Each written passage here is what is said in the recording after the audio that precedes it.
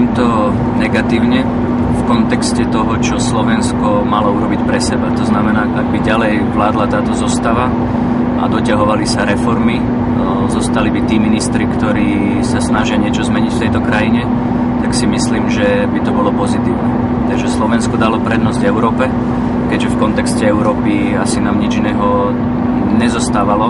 Otázka je nad nástrojmi, ktoré boli použité. Je to praktická ukážka hesla zlodej kričí chyťte zlodeja. Euroval je podvod, všetci to vedia, len Sulík to povedal nahlas. Neratujeme ním ani gréckych, ani európskych občanov, ratujeme ním európskych a gréckych bankárov a skorumpovaných a neschopných európskych, ale v morálke. Tu sa prvýkrát za 20 rokov objavil človek, ktorý si stojí za slovom, na rozdiel od tých, ktorí 20 rokov menia názor dvakrát za deň. A títo, keď videli, že ho nezmení, tak ho začali dokonca nehorázne vydierať, očakávajúc, že nevymení česť za moc, ale on ostal na strane cti a tak ho vyhlasili za nespoľahlivého.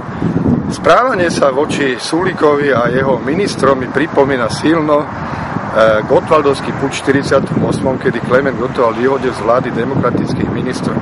Ja pevne verím, že občania to týmto Gottwaldovským vládam v marcových voľbách spočítajú. Premiérka Radičová ma dosť prekvapila, keď v útorok v noci ešte pred kľúčovým hlasovaním vystúpila a pomenovala podstatu veci. Povedala, že by rada prispela učiteľom, ktorí sa búria, ale nemá z čoho. Povedala, že by rada pridala lekárom, ktorí sa búria, ale nemá z čoho. Povedala, že by rada pridala odborárom, ktorí blokujú hranice, ale nemá z čoho. A v zápäti vyzvala poslancov, aby vrhli do eurovalu ďalšie 3 miliardy eur. Inak padne vláda. Rád by som sklonil hlavu pred logikou a silou argumentov pani premiérky.